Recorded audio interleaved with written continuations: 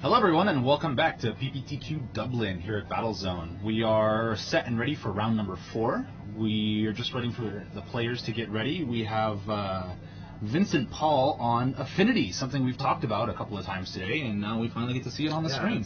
Quite excited for this matchup, actually. And then Mathieu is he's back on feature match as well with his mono green devotion deck. So what do you think for this matchup? Who do you think is favored here?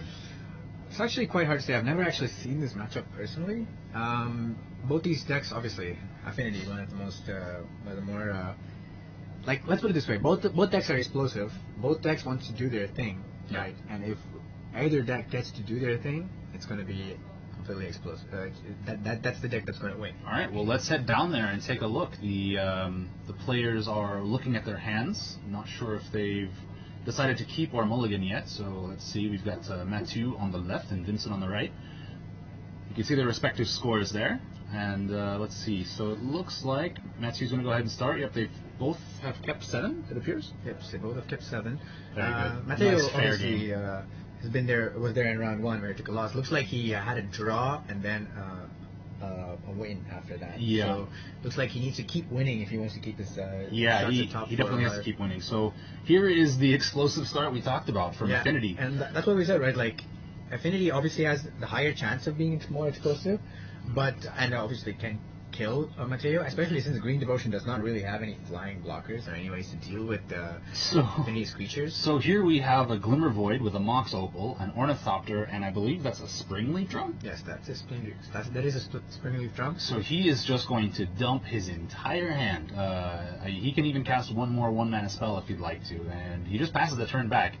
5 permanents on turn 1. Yeah, well, that is what we would expect from Affinity, right? Yeah. Like, that is what Affinity is known for and what they're best at doing. Now, let's see if Mono Green can answer back. Now, Mathieu did not have a turn 1 play, so that is very difficult. And as I mentioned before, we were talking about before the rounds, actually, the way that Mono Green Devotion works is that if you look at the mana as a ladder, with 1 being the first rung on the bottom, and then 2, 3, 4, all the rings up, Mono Green Devotion tries to skip those rungs. It tries to go from 1 to 3 to 5 to 6 and just go. Yeah, and while building up their devotion count, right? They want to build up as much devotion as possible to pump into cards like Jessic Wolfrun, Primeval Titan, to pump their Inkmoth Nexus and then go for the win. So looks like he's going in with the Signal Pest and an Ornithopter, so he's going to get in for 4 points of damage. It looks like he did play an Arcbound Ravager pre-combat.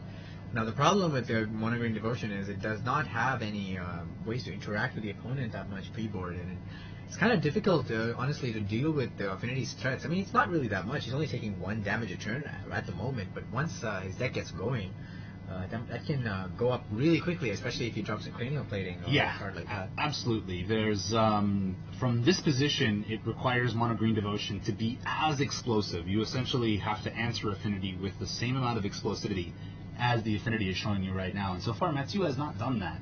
I mean, I honestly think a pre-boarded game like Affinity has a very favorable edge in this matchup, mainly because Mathieu most likely does not have any artifact removals in his deck, main board, and obviously he doesn't have that many ways to interact with Vincent's cards on board, because all of Mathieu's creatures none of them have flying.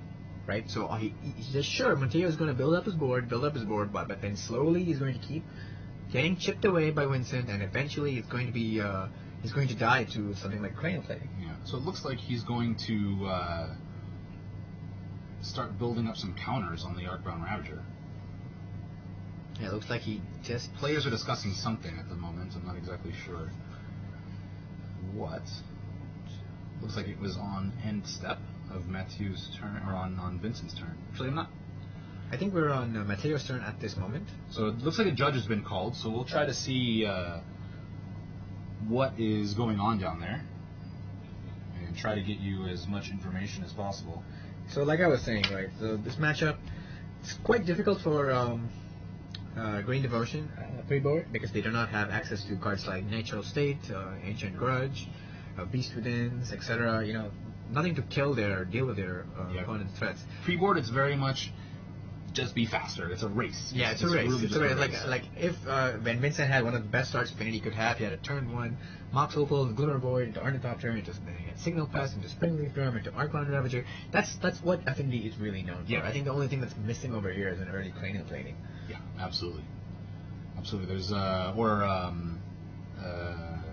Vault Scourge. Vault Scourge, yeah, the 1/1 Lifelink. 1/1 flying lifelink with Phyrexian mana cost. I mean, so and normally Green Devotion, right? They want to go turn 1 play, turn 2 play, turn 3 play, but it looks like Mateo didn't have any turn 1 or turn 2 play, so it's going to be very difficult for Mateo to actually stay in this matchup, right? Yeah, very much so. So they are still discussing. I'm not sure what has happened down there. Just getting information, and we'll get information to you as it comes to us. Looks like whatever happened was sorted out, and we are waiting for Mateo to proceed with his turn. Looks like he played his 3rd land for the turn. Which is good. I mean, he's not missing the... He's not missing land drops, but however, he still hasn't played anything, right? So what looks to have happened is that when the Arcbound Ravager didn't have a counter on it when it first came into play, as it should. Okay, all right. Because, it has the modular effects. Yes, definitely. So I think Mateo was asking whether it's a trigger or something like that. Yeah. However, it's not that like that. Like we know that when Arcbound Ravager comes in, it's a part of it entering the battlefield. It comes with a counter, so obviously it's just a visual error. They probably just missed the counter and forgot to put it on. So obviously things like that happen when you're playing quickly.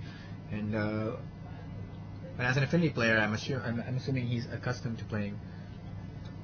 He's accustomed to playing really quickly, right? So hopefully.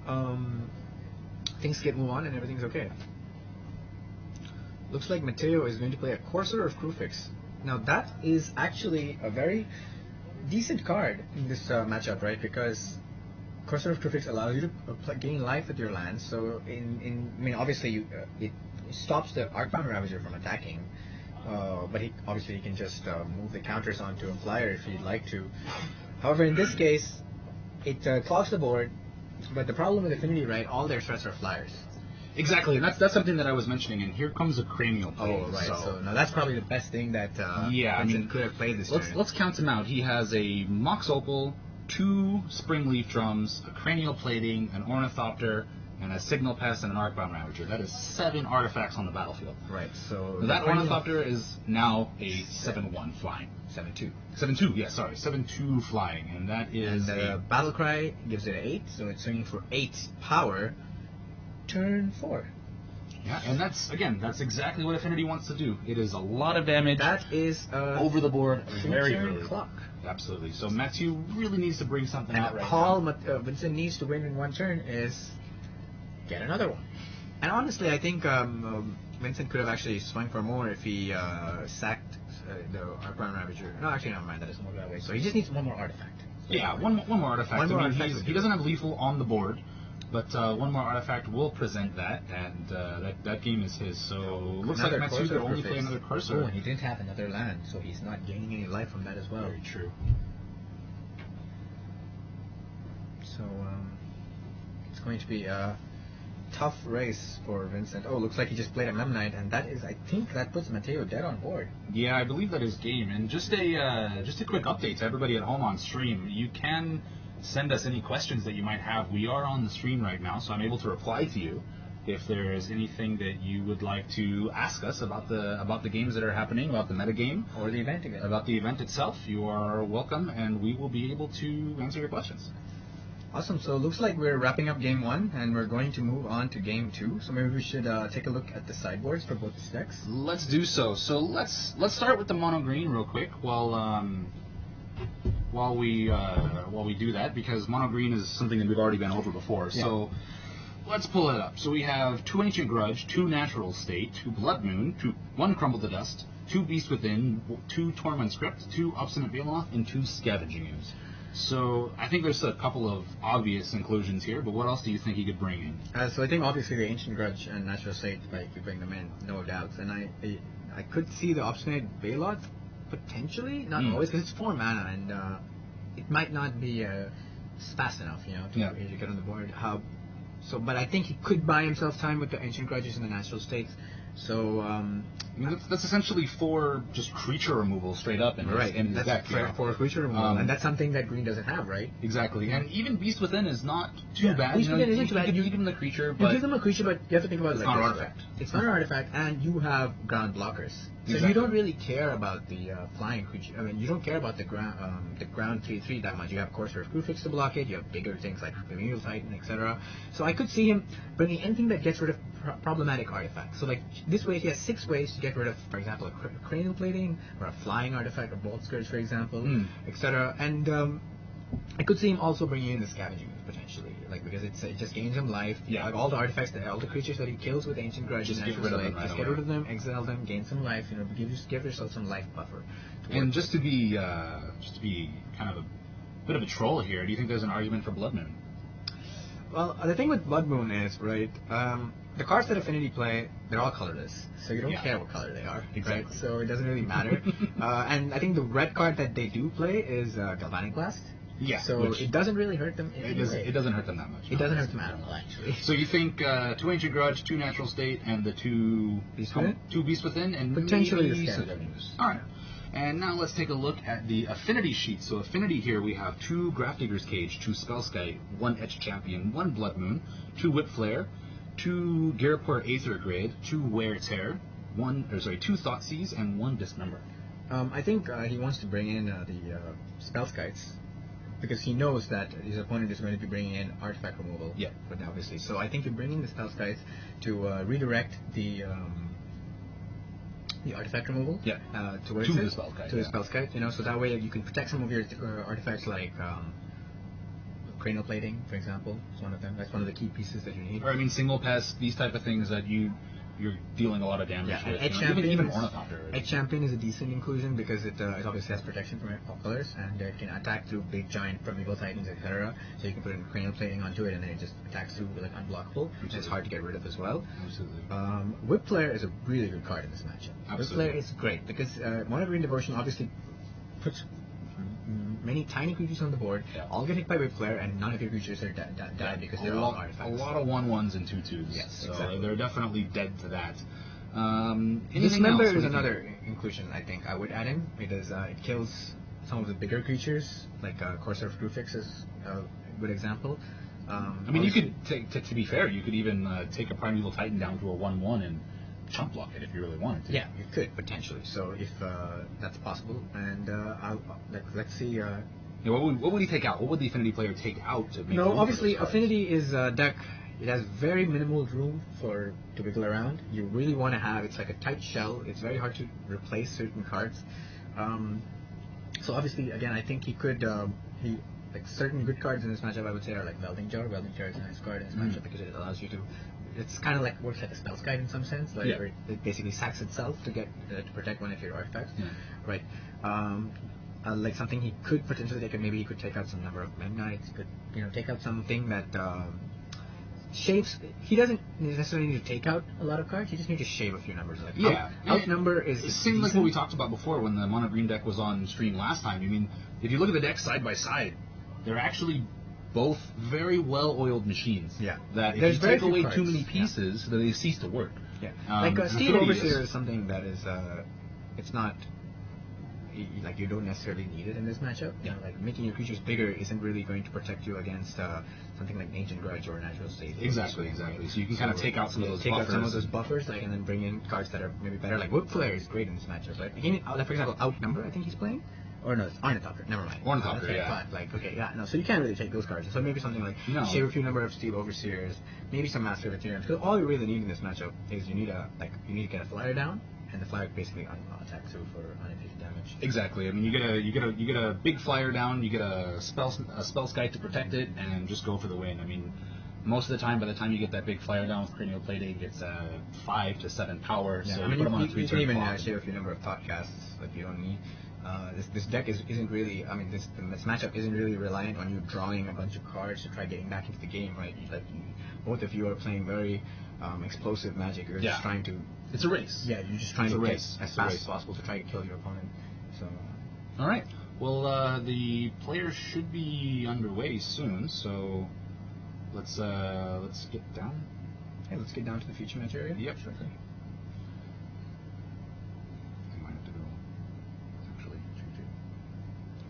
Yeah. Okay. So. Okay.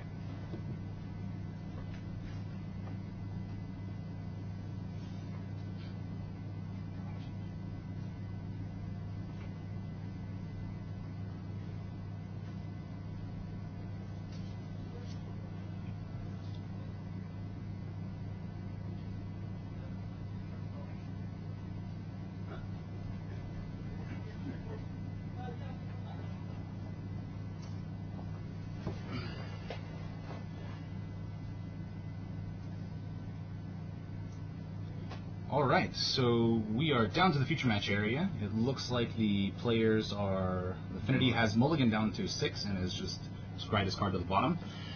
Now, as we were talking about last game, like this is the start that Mateo wants to have, right? Exactly. He wants to have a 1-drop. He wants to also try to compete with Vincent's of explosive starts.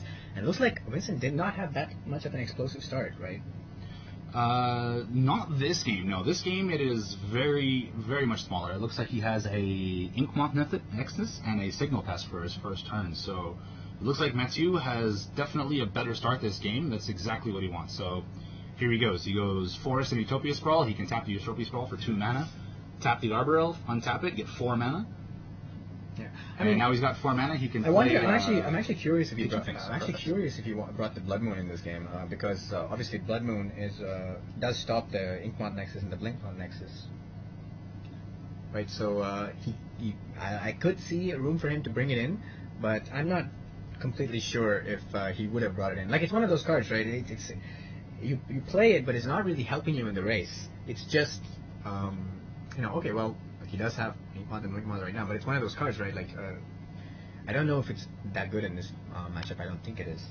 However, it looks like Mateo has the best start he could possibly have. He has a turn 1 Arbor Elf into turn 2 Kitchen Finks. Very good, very good. I mean, there is a better start if he goes turn 1 Arbor Elf. He could actually, because he had 4 mana, he could have played a turn 2 Garruk, and then use the +2 or +1 of the Garruk to untap both and get 5 more land, or 4 more land, sorry, 3 more land. And, but I mean, obviously this is much better than his game 1 start, right? Where he did have a turn 1 play, he didn't have a turn 2 play. Yeah, and, he's successfully casting, using majority of his mana every turn. He's getting the plays down every turn, so he's able to at least keep up the race. And obviously against Vincent, like Vincent has a much slower start this game. All he did was play a Signal Pest and then attack with Inkmoth Nexus turn 2 for 2 infect damage. Yeah, so it looks like Vincent has actually missed 2 land drops. No, he didn't. He hit his land drop. Oh no, he played a sorry, Nexus turn 2. Yeah. Right. So then he attacked with it. So so far it looks like Mateo has a decent start, while Vincent has a kind of a slower start. It's a bit slower. I mean, he's not out of the game by any means. No, he's not out of the game. I'd say it's actually pretty fairly even matched. But let's see if any of the sideboard cards come out for Mathieu or Vincent to see if they can kind of stem the bleeding from either side. Looks like Vincent just drew a Cranial Plating. Obviously, it's one of the better cards in this matchup. It allows you to close games out really quickly. Absolutely. Get the I wonder if Mateo has an artifact removal spell that's drawn. Yeah, I can't. He does, and remember, he does have also Eternal Witness in his deck, which he can use to recur all the artifact removals that he put into Absolutely, his deck. it essentially doubles all the other artifact removal that's in his deck. It doesn't look like he has one in his hand. It looks like he has Eternal Witness and a couple of land, so he's a bit light right now. But it looks like Vincent's just going to go ahead and keep attacking. So he's got 2 more Infect, and so he's kind of getting those Infect counters going, and another Signal Pest. So well, that basically, I mean, that changes that Inkmoth Nexus from a 3-turn clock to a 2-turn clock, right? So now it ends the game. Yeah, it does end it much faster. Mathieu needs to put together a little bit of those removal spells that we were talking about, so he can kind of stem the bleeding a little bit, because the Infect damage will kill you. It will take you down, and it takes you down a lot less as well. He only needs to do 6 more damage to kill him, compared to the 21 of his actual life total. Wow, so there's Garruk. Mathieu plays Garruk. There's Garruk. He's going to... Let's see what he's going to do with it. He's going to tick it down. Looks like he's going to try to race Vincent. Right, so he's going to bring out a Beast token and try to race him back, which is not a terrible game plan. I mean, as long as he can swing back, I mean, he's got 6 power on the board right now. I actually think Mathieu is dead on board. I think with the Cranial Plating, with another land, if he plays Cranial Plating... Oh, there's the other land, yeah. and equips. No, he's not dead on board because he needs one more mana. So if he has a Mox Opal now, he can kill Matteo downright. I think that if he had a Mox Opal, he probably would have played it by now. Yeah, so maybe he did play unless his he third drew it land. this turn. Unless he drew it this turn, I don't think he has. It looks like he played his third land, so he's going to go ahead and play the Cranial Plating. Now, this is the one of the things, right? Like now, equipping it onto the Inkmoth Nexus, or equipping it onto the Signal Pest is not that great because you already went towards that Infect route. So hitting him with some damage is you're basically just slowing yourself down. Exactly. Right? So don't you think it would be better? Like I personally think it would be better to just attack with the Inkmoth Nexus. Exactly, and we might see him just go ahead and do that, and then wait for the next turn to have his mana untapped and go ahead and attach it to the Inkmoth after activating it and swing for lethal at that point. Yeah, I mean, honestly, at this point, I don't think he needs it even. Like, if he activates Inkmoth Nexus right now and attacks for 3 Infect damage, next turn he doesn't even need to equip it. He just does the same attack again and he wins the game. Very true. So let's see what Matthew can put together. I mean, he is facing a 2-turn clock at the moment. I think that's what Vincent is realizing now. He's like, oh man, I think I'm 1 mana short of just killing him this turn. Yeah. But he's definitely going to go ahead and swing in with. Yeah, looks like he came to the same conclusion as we did, and he wants to attack with the Signal Pest and the Inkmoth Nexus. So he's going to get in for 3 Infect damage here. He's taking his time. I think he's contemplating on whether he wants to do chump blocks or he wants to chump block or not. No, I think he does. That's the right play, I think, because this way he puts Matteo on a lethal swing the turn after with the same attacks. So it forces Matthew to have an answer or to kill him. Essentially, you know, he's got to do one of either. I mean, it's very possible though that Matthew can win from this position if he plays something like a Nykthos. I mean, for example, it's another point now, right? Because now, since Vincent went all in on the Infect land, if Matteo draws an artifact removal, he can kill the Inkmoth Nexus.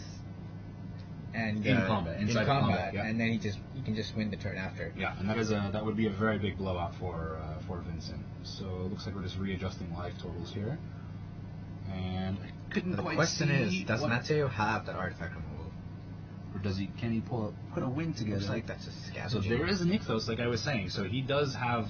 He has a lot of mana. He's got a lot of mana right now. So let's see if we can put it together for possible win. I mean, if we can put together something like Craterhoof right now. Yes, if you can play a Craterhoof right now, that I think wins him the game.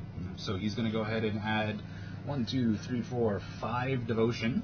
So he's got 5 mana floating. 5 green mana floating. He's going to. He's just keeping track of it over on the side. So with that 5 mana, let's see what he does. I assume he's going to pick up. Witness. I can't see. There's nothing you can do with Eternal Witness. I think he's going to want to. I think if he had a big payoff card, he would tick up the Garth. Yeah, I think that's a Genesis Wave in his hand. Is it?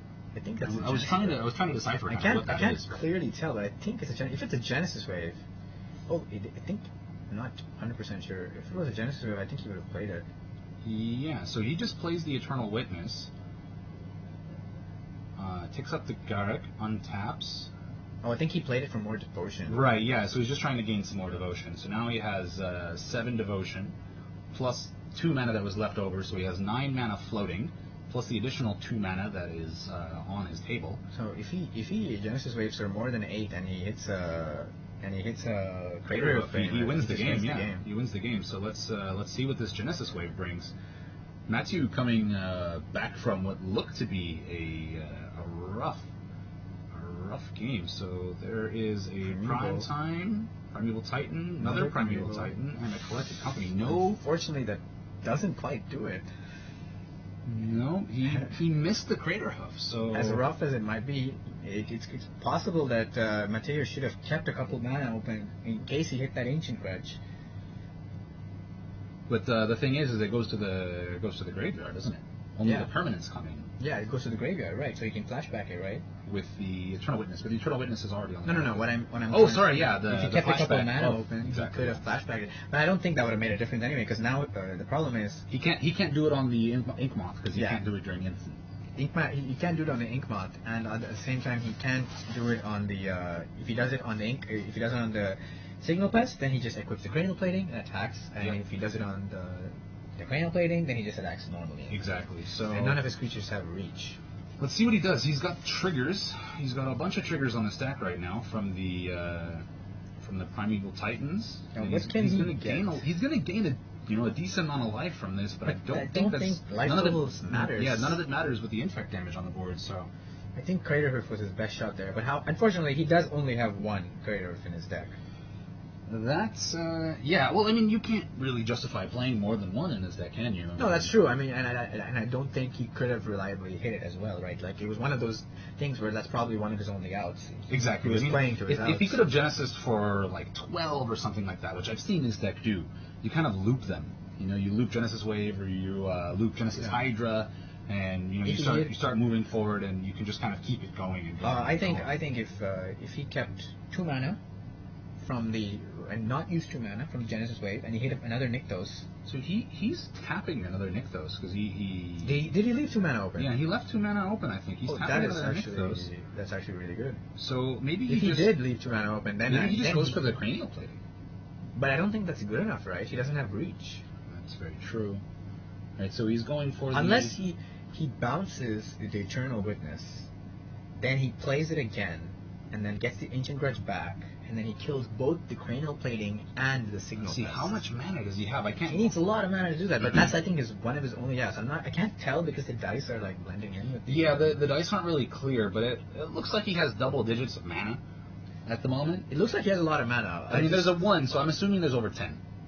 If he has over 10 mana, then he can. I think he can do it. So he can activate the Teamer Sabertooth to bounce return the Eternal Witness to his hand, replay the Eternal Witness to get back Ancient Grudge. But the thing is, he doesn't have red mana to play the Ancient Grudge. No, he doesn't. And all that mana that was there would empty from his pool anyway, because he wants the Ancient Grudge to kill the Inkmoth Nexus. Yes. That's the only way that he can get out of this.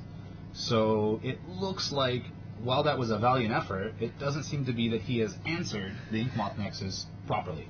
Or, possibly doesn't seem that he has done it. So I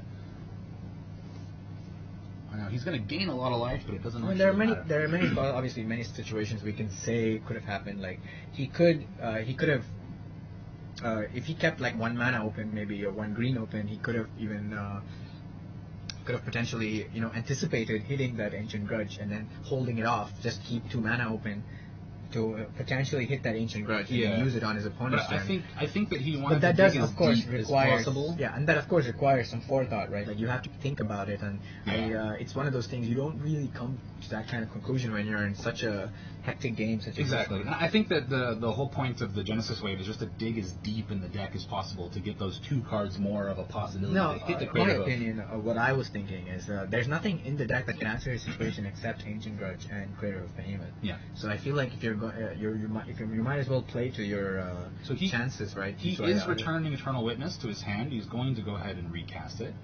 And I believe he's going to return Ancient Grudge. So he's actually returning... Oh, he's returning Genesis Wave. Looks like he's going to go for another Genesis Wave. He's going to try to loop it again. He's going to go for another... Looks like he has a lot of mana. How much mana? I cannot tell how much mana he has. He has 16 mana, so now he's going to go ahead and Genesis Wave for 13. Oh, looks like if he hits a Crater Hoof now... Yeah, and it looks to... What? Is that it? If he hits another Nykthos, he can keep going. Yeah, I mean, he's in the loop, but if he doesn't get a payoff from it, then he's not gonna be able to do anything. So he gets Wistful Selkie, which draws him a card. 2 Wistful Selkies, that's another draw. He gets another forest. He gets a forest, and he gets a Utopia Sprawl, which he puts on that one. Well, that Arbor Elf is not going to be able to untap it, so he might have not want to put it on that one.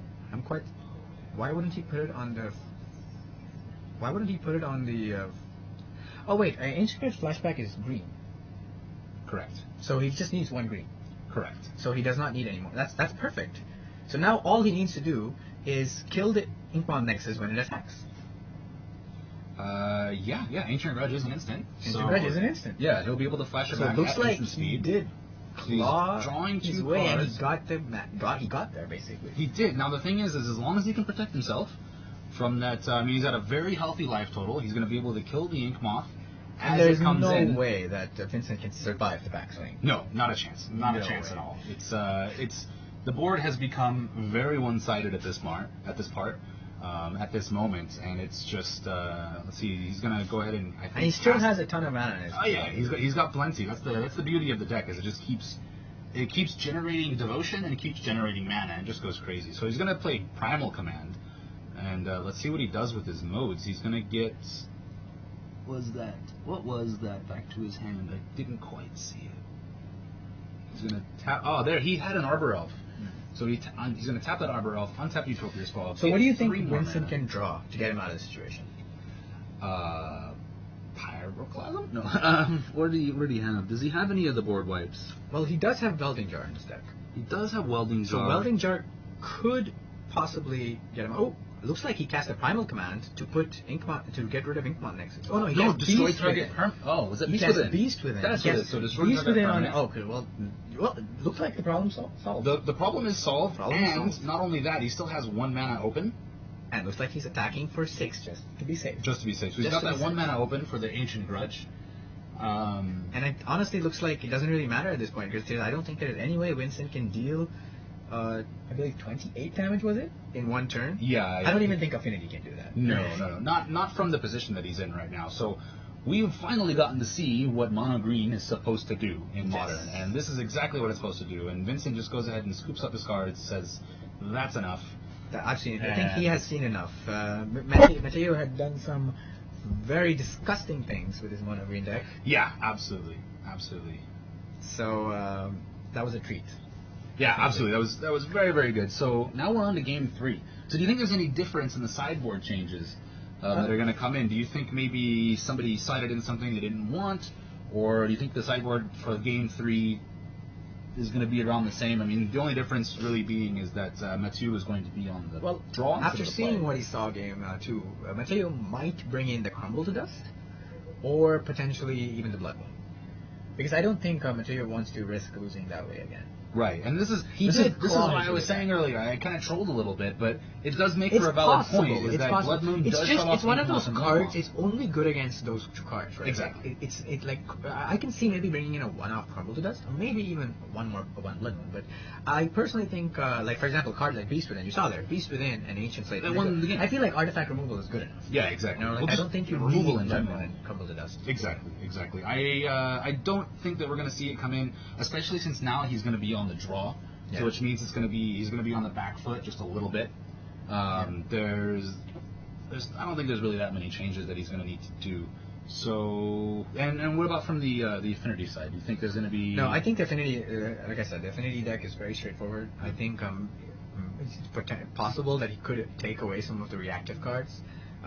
Be a bit more proactive on the play. Dismember and maybe take out some spell skies potentially, but I think he wants to keep them because like I said, I think Affinity has a very clear attack, right? Yeah. And all Affinity wants to do is make sure it isn't disrupted, and I think that's why he wants to keep the spell skies in and bring in the whip flares, obviously, because Mono Green Devotion. You saw that board. You don't want that kind of board to come again, right? Yeah, so, you don't want to see your opponent having 16 mana and casting 3 Primeval Titans, and it's just and then recurring all your you get into that Genesis wave and Primal Command loop, and it goes crazy, and you have so much mana to be able to do all of it. And you guys finally got to see it. I've seen it a few times. I've had it played against me a few times, and it's you just kind of sit there helpless and go, well, that was fun. Let's shuffle up and go to game 3. Well, I mean, I think the Affinity players should be no stranger to that. I think many people that play against Affinity have that same feeling. Exactly, exactly. So a bit of a taste of his own medicine. Yeah, you can say that. That was great. However, now Affinity is on the play. So if Affinity, that's where Affinity really shines. Yeah. So if he gets an explosive start, like obviously previous game he did not have an explosive start. He had only a Signal Pest and he had an Inkmont Nexus, and that's about it. And he tried to ride the Inkmont Nexus to victory. Luckily, Mateo got there in 1 turn before Affinity was able to kill him. He was able to answer it, and that was a very, very good play from Mateo in the Mono Green Devotion deck. It was being able to generate that much mana, and this is what I was talking about before. You know, he went from on turn 1 he had 1 mana. Yeah. On turn 3 he had 4. So it was crazy. He had 5, I believe. 5. He played the Utopia Scroll turn 2. So we're gonna go back down and take a look at game number 3 in round 4 here at PPTQ Dublin. Players are just shuffling up. Let's see how they do. So it is 1-1 right now.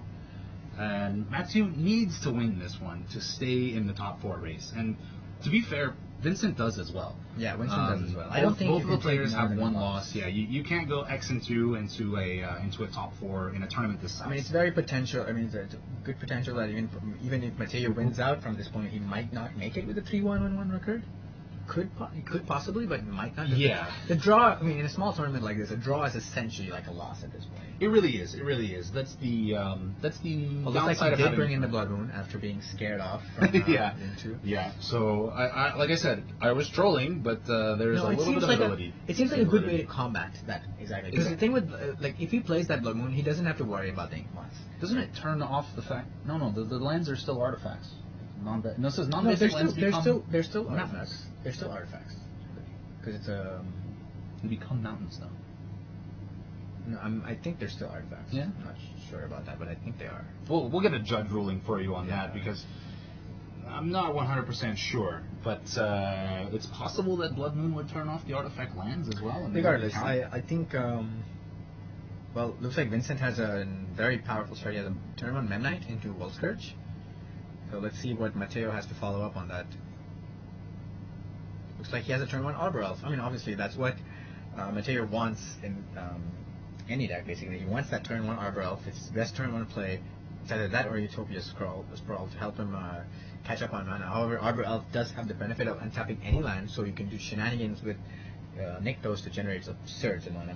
Yeah, I mean, both of these guys, they actually have you could say their go-to starts. This is what they want. This is exactly what they want. Yeah. So. Yeah. So that's what I was curious about. I do agree that they lose their abilities, but they're still artifacts. Yeah, they're still artifacts. So they're basically artifact mountains. Yeah. At that point, which is nice. I mean, maybe that's a bit of a bonus for the Affinity player, but it's definitely going to turn off his ink moths, which are down there. If I take a look at this Affinity list correctly, this Affinity list is not playing any Galvanic Blasts. There's no Galvanic Blast in the entire 75. No. Which is actually kind of a downside, because I feel like a Galvanic Blast is really good against the Devotion deck, which he does not have. Absolutely, but that requires you to have... You have Glimmer Weights, right? True, yeah. You have, yeah, true. So that is very true. So let's see. Vincent has a really good start. Like I would say he has Memnite turn 1, he has Vault Scourge as well at turn 1, and then he has a Archon Ravager turn 2. Yeah. Now the Archon Ravager makes it such a pain to deal with your artifacts, because if you try to destroy any one of our artifacts, you just sack it to the Archon Ravager. If you try to kill the Archon Ravager itself, you have to sack the Archon Ravager to move the counter to it. Exactly. So it's just moving power.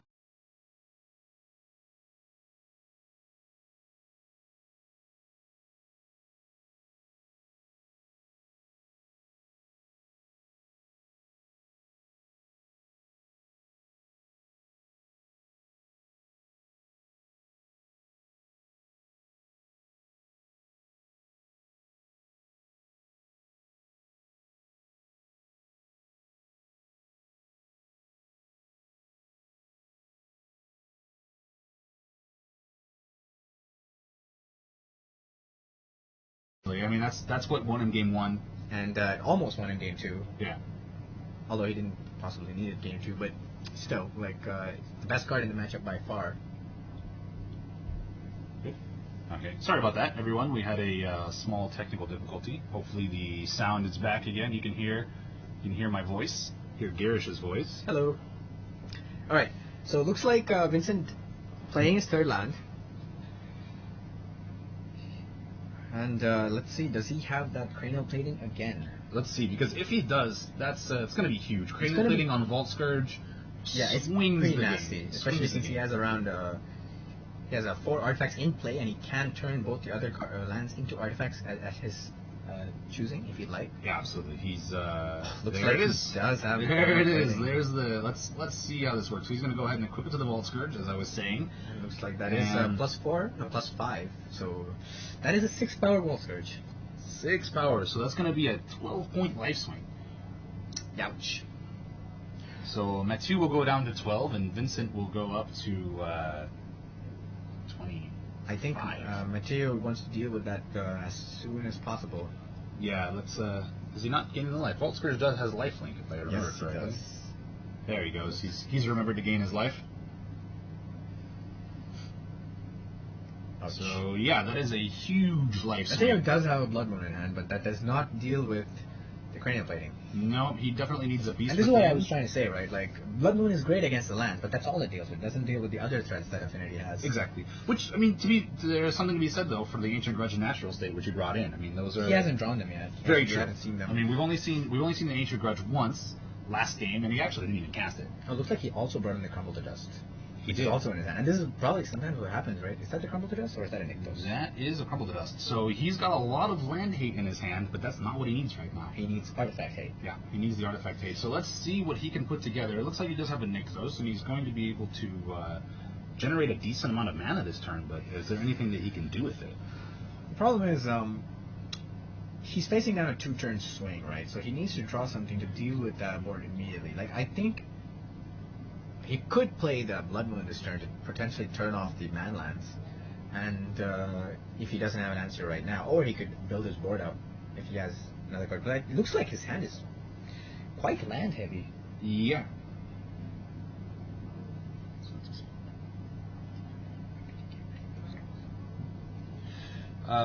Yeah, so Expat, Brad, which is a lovely name, by the way. You've asked what does the winner of the tournament get. So the way that PPTQs work is that the winner of the PPTQ gets a slot in the RPTQ, which is the Regional Pro Tour qualifier.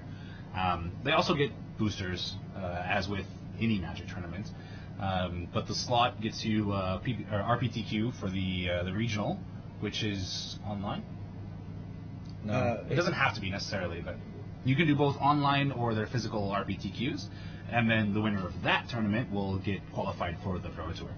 So there's a decent amount on the line. This is the first step in the path to the Pro Tour, you could say. Yes. So obviously, playing this tournament is like Ziad said, it's the stepping stone into being a pro player. So doing well in this tournament and then going forward and doing well in the next tournament will put you into the Pro Tour. And once you enter the Pro Tour, it's very nice because you can most likely you can get a self-satisfaction knowing that you have entered the Pro Tour and there's higher chance of you entering future Pro Tours because you know that you are capable of doing it. And that's a very different level of Magic. I mean, it's very competitive. You cannot make mistakes, and you're going to go up against players that are Hall of Famers, Gold and Platinum pros. You know, you never know exactly what you're going to do. You're going to go up with people, the legends of the game, and people that have been playing for longer than other players have been alive. So let's get back to the game, and well, it looks like Vincent had a Grafdigger's Cage. Well, I believe Grafdigger's Cage is probably for the... Well, Grafdigger's Cage Genesis says... Wave? Yes. Grafdigger's Cage is for Genesis Wave because it says it cannot be cast from the graveyard or from the library. Yeah, and it cannot be put into play from the graveyard. Yeah, put into play. So that is definitely a concession that he made third game.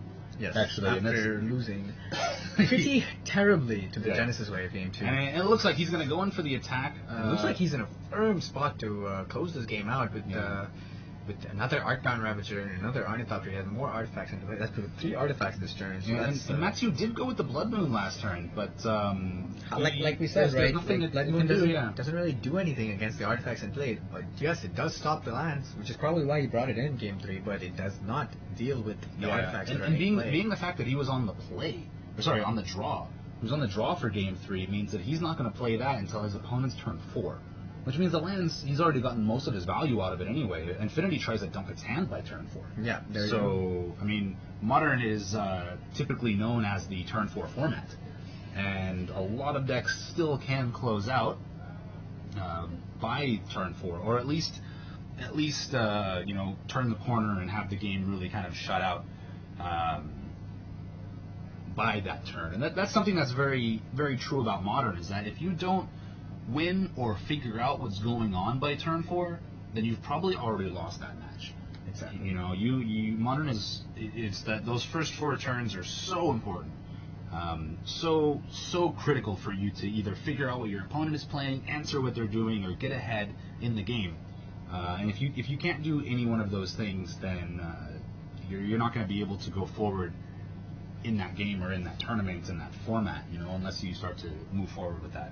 And that's something that these type of tournaments are very good for. When we talk about the PPTQ and RPTQs and playing in the PT, Playing in the Pro Tour, and even other things like Grand Prix trials and Grand Prix themselves, which hopefully we can have in Dubai one day. We get enough players down here. Oh, we do have GPTs, right? We had GPTs, but we haven't had a Grand Prix Dubai. Now that would be awesome. But we need like thousands of players. And I'm sure you guys would love to come here because Dubai is an amazing place. It very is. But we definitely have to schedule it like November, December. Yeah, so that it's not that. We don't want to subject anyone internationally who hasn't been here to the summer. Yeah, no. So we wouldn't want to be here in the summer.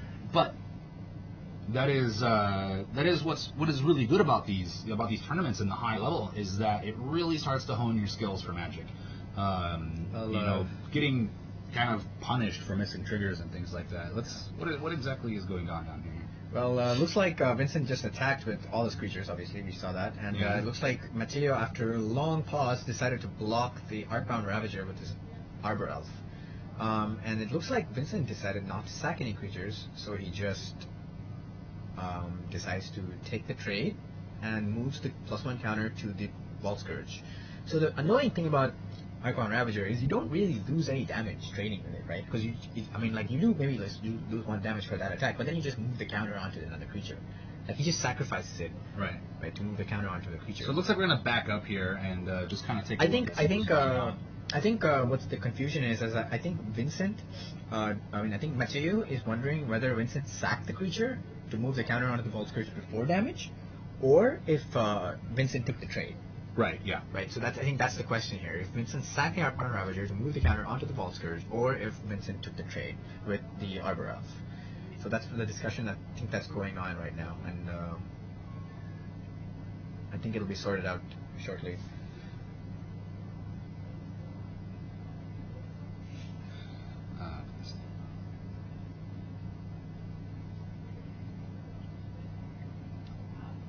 Right, so let's hopefully get that sorted. I do believe that the judges are just taking care of that now.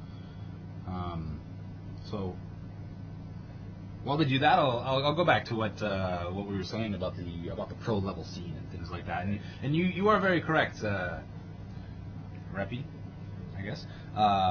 You don't have, if your opponent misses triggers or you miss triggers, you do get punished for it, and that's one of the ways that you learn.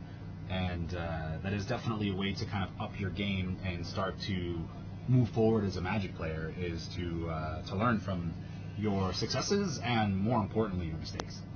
Yes, that is right. I mean, the Pro Tour is obviously the highest level of Magic that you can achieve, and once you reach the Pro Tour and then you obviously get into Gold level and Platinum level, then you can be an accomplished pro player, right, in Magic, and obviously that's the dream for everybody.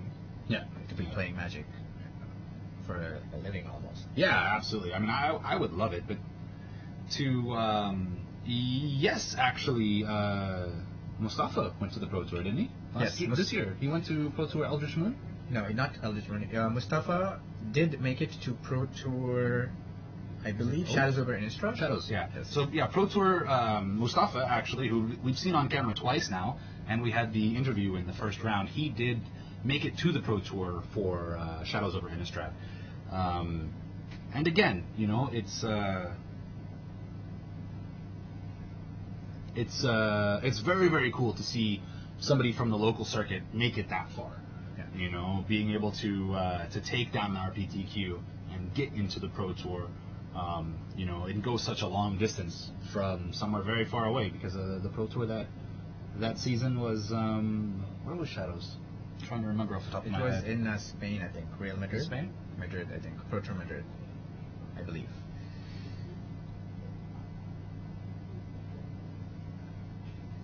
All right. Well, let's get back to the game. It looks like they resolved what had happened, and looks like Matteo is at 2 life, and it is his turn. Yeah, it looks like he just went for the trade. Yeah. And counter was shifted after combat. I don't know. I feel like.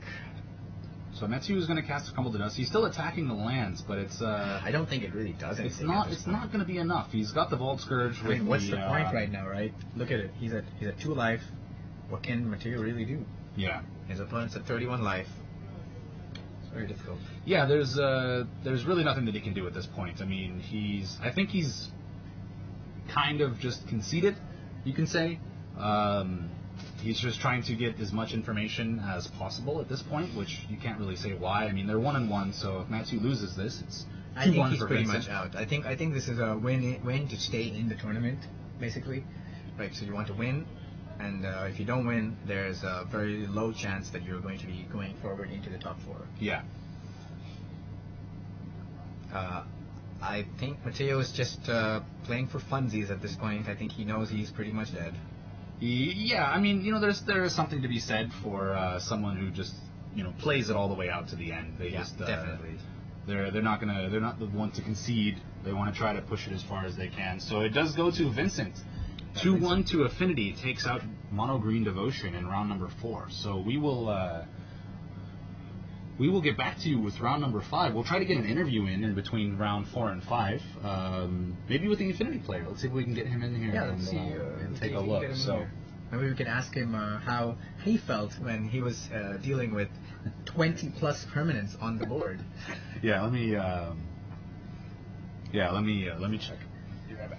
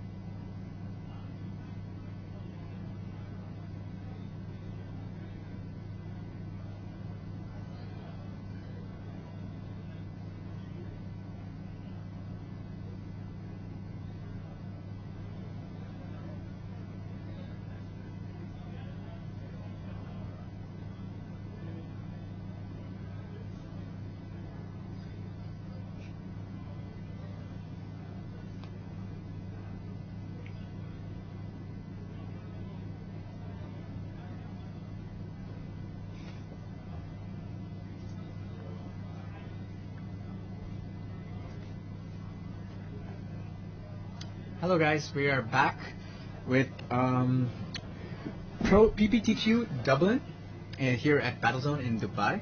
So we are looking to get Vincent to come, to have an interview with him to see how he felt about the matchup. Well, actually, time is in the round. So we're we'll be moving directly to round number 5. We're just waiting for the pairings. Okay. And we'll be back. So let's take a couple of questions. I mean, let's talk to the stream a little bit and see what they have to say.